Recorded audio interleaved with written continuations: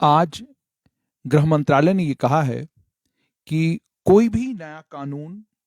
या कोई भी नए रूल्स जम्मू कश्मीर में नोटिफाई नहीं किए गए हैं, जिन रूल्स के तहत उन कर्मचारियों को सरकारी मुलाजमत से बर्खास्त किया जा सकता है जिनके परिवार से कोई आतंकवादी गतिविधियों में शामिल मिलता है या जिनके परिवार में कोई आतंकवादी कभी रहा हो। केंद्र सरकार ने आज ये कहा है कि the government of India no new rules have been notified by the J&K administration under which employees can be dismissed from service if they or their family members are found to be sympathetic to people accused under Unlawful Activities Prevention Act and Public Safety Act. Public Safety Act के तहत जिन लोगों के खिलाफ कार्रवाई हुई है या unlawful activities prevention act के तहत जिन लोगों के खिलाफ कार्रवाई हुई है, उन लोगों के परिजन,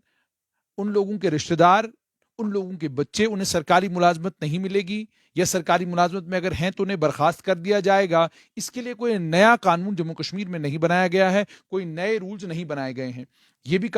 भी कहा है गृह मंत्रालय ने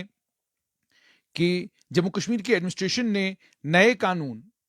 पूछा गया था कि क्या जम्मू कश्मीर की सरकार ने कोई कानून नोटिफाई किए हैं जिसमें वो सरकारी कर्मचारी, जिन सरकारी कर्मचारियों के रिश्तेदार, उनके करीबी आतंकवाद में या तो आतंकवादी रहे हों कभी, या आतंकवादी गतिविधियों में शामिल रहे हों, या अलगाववादियों कभी समर्थक रहे हों, तो क्या उनको बर्खास्त करने के लिए सरकार ने कोई कानून बनाया है? तो उस पर साफ तौर पर उन्होंने ये कहा कि कानून नहीं बनाया गया है। आखिरकार ये चीज शुरू क्यों हुई है? ये चीज इसलिए शुरू हुई है क्योंकि बहुत सारे परिवार ऐसे हैं जिन लोगों ने ये शिकायत की, जिन लोगों ने ये बात अलग अलग माध्यमों से मेंबर पार्लियामेंटों तक पहुंचाई कि हमारे परिवार से कोई आतंकवादी था, उसको मरे हुए भी एक लंबा वक्त हो गया है, लेकिन चूंकि वो आतंकवादी फलानी बच्चे का पिता था, फलानी बच्चे का भाई था, चाचा था, मामा था, ताया था, उसके चलते जब सीआईडी वेरिफिकेशन हुई, सीआईडी वेरिफिकेशन में वो तार निकल आया कि फला इनका रिश्तेदार जो है वो आतंकवादी है, तो हमें उसके बाद सरकारी मुलाजमत नहीं मिली, या ये कहा जा रहा है कि आपको सरकारी मुलाजमत नहीं मिलेगी, और अगर मिली भी है तो वो सरकारी मुलाजमत आपसे छीन ली जाएगी। आज जैसे मैंने आपको बताया था कि संविधान के अनुच्छेद की बात भी मैंने की थी, और साथ में ये भी मैंने आपको बताया कि संवैधानिक तौर पर सरकार के पास ये ताकत है कि अगर सरकार को लगता है कि वो सरकारी कर्मचारी जो सरकारी कर्मचारी होने के साथ साथ में आतंकवादी गतिविधियों में या अलगाववादी गतिविधियों में शामिल हैं, तो उनके खिलाफ सरकार कार्रवाई कर सकती है। वो संवैधानिक अधिकार सरकार के पास है। लेकिन किसी भी संवैधानिक अधिकार का इस्तेमाल जब सरकार करती है तो उस संवैधानिक अधिकार के इस्तेमाल के बाद जो कोई नतीजा निकलता है, मान लीजिए किसी को डिसमिस फ्रॉम सर्विस कर दिया गया, मान लीजिए किसी को नौकरी से बाहर निकाल दिया गया, तो उसको चैलेंज करने का अधिकार जो है उस व्यक्ति को है, जो व्यक्ति उस ऑर्डर से, उस सरकारी प्रावधान के इस्तेमाल से जिसको नुकसान हुआ है, वो कोर्ट का दरवाजा खटखटा सकता है, हाई कोर्ट जा सकता है, सुप्रीम कोर्ट जा सकता है, जिसके नतीजे में हाई कोर्ट और सुप्रीम कोर्ट में बाद में सुनवाई होगी। इसीलिए मैं बार बार कहता हूं, जब सरकार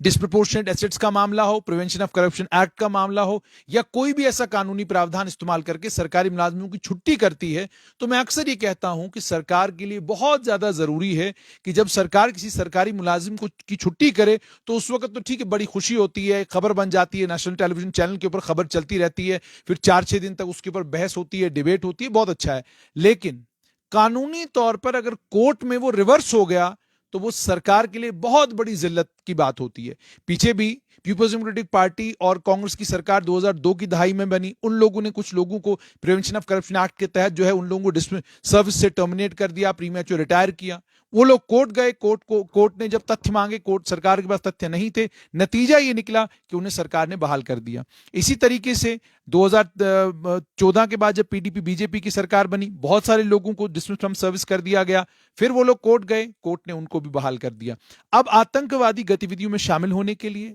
आतंकवाद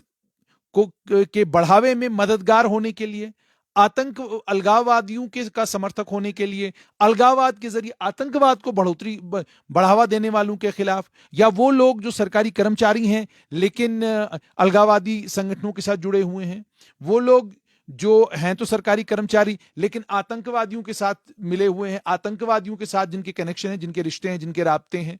तो उन लोगों के खिलाफ तो सरकार कार्रवाई कर रही है। लेकिन क्या सरकार के पास एविडेंस इतना है कि कल आप जब कोर्ट में जाएंगे तो वहां पर इतना एविडेंस आप दे देंगे कि जो आपने आज एक्शन लिया है इस एक्शन को आप वहां जस्टिफाई कर पाएंगे। तो बहुत ज्यादा जरूरी है कि सरकार वाटर टाइट केसेस बनाए। वाटर टाइट केस अगर सरकार बनाती है तो नतीजा उसका यह निकलेगा कि जिसे आप डिस्टेंस फ्रॉम सर्विस कर रहे हैं इस बुनियाद पर कि वो अलगाववादियों का या आतंकवादियों का समर्थक है, तो वो केस कम से कम कोर्ट की स्क्रूटनी को विथस्टैंड करेगा और वो मुलाजिम दोबारा सरकारी मुलाजिम वापस नहीं आएगा। लेकिन अक्सर देखने में यही आया है कि जब आप एविडेंस की बात आती है, जब आपको जो आपने कहा होता है वो साबित करने की बात आती है, तो वहां सरकार को बड़ी मुश्किल होती है। लेकिन अब ये जो मामला बना है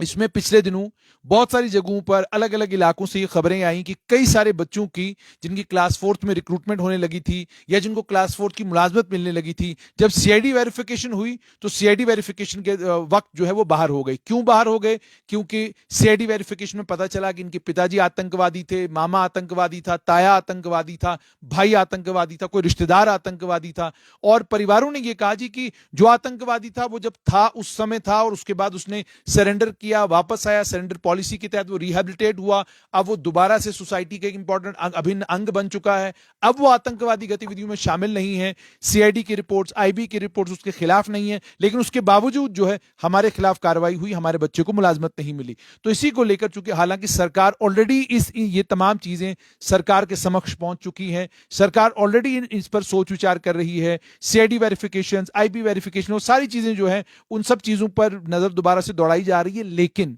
एक बात तय है कि सरकार ने यह तय कर लिया है कि अगर आप आतंकवाद और अलगाववाद के समर्थक होंगे, आप आतंकवादी खेमे में होंगे, आप आतंकवादियों के मददगार होंगे, तो फिर आप सरकारी मुलाजमत तो भूल जाइए, वो सरकारी मुलाजमत अब आपको मिलने वाली नहीं है, वो आपको भी नहीं मिलेगी और जैसा बताया जा रहा है आपके परिवार में भी किसी आदमी को नहीं मिलेगी। तो साफ तौर पर यह कि आतंकवाद को अब एक महंगा बिजनेस बना दिया गया है। अब ये सस्ता सौदा नहीं है कि आप एक तरफ से एक टेररिस्ट ऑर्गेनाइजेशन के समर्थक भी हैं, फेसबुक के ऊपर आकर आप जो है अलग अलग वक्तों पर आपके कमेंट्स भी बड़े कमाल के होते हैं, तो वो सारी चीजें अब जो है लगातार सरकार की नजर में रहेंगी। आपका सोशल मीडिया अकाउंट, आपका ट्विटर, आपकी तमाम चीजें सरकार की नजर में हैं और अगर सरकार को कहीं भी लगेगा कि आप आतंकवाद या अलगाववाद के समर्थक हैं तो आपके खिलाफ सख्त कानूनी कार्रवाई होगी। नतीजा यह निकलेगा कि आपको आपकी सरकारी मुलाजमत से हाथ धो बैठना होगा। और यह भी जैसे मैंने आपको बड़ी बार कहा कि केंद्र सरकार की यह कोशिश है कि आतंकवाद को बहुत महंगा बिजनेस बना दिया जाए, लोगों को यह पता चल जाए कि अगर आप आतंकवाद या अलगाववाद के समर्थक हैं तो अब आपको बख्शा नहीं जाएगा और आपको उसकी आतंकवाद और अलगाववाद का समर्थक होने की सजा भुगतनी पड़ेगी। अब यह नहीं होगा कि आप जेल जाएंगे, यह नहीं होगा कि सिर्फ थानों की परेशानी होगी, अब यह भी परेशानी है कि मुलाजमत हम उसको देंगे जिसको लेकर हमें पक्का पता होगा कि यह अलगाववादियों या आतंकवादियों के साथ जुड़ा हुआ नहीं है, उनका समर्थक नहीं है। खबर यही कि आज सवाल पूछा गया और गृह मंत्रालय ने जवाब दिया, कानून नए नहीं हैं, कानून ऑलरेडी बहुत सारे हैं, जिन कानूनों में प्रावधान है कि अगर आप अलगाववाद या आतंकवाद का समर्थन करेंगे तो आपके खिलाफ सख्त कानूनी कार्रवाई होगी। उन्हीं प्रावधानों का इस्तेमाल किया जा रहा है। फर्क सिर्फ यह है कि पहले दौरों में कानून सारे थे, इंप्लीमेंटेशन नहीं है। इस दौर में कानून अगर कम भी है, इंप्लीमेंटेशन मुकम्मल है।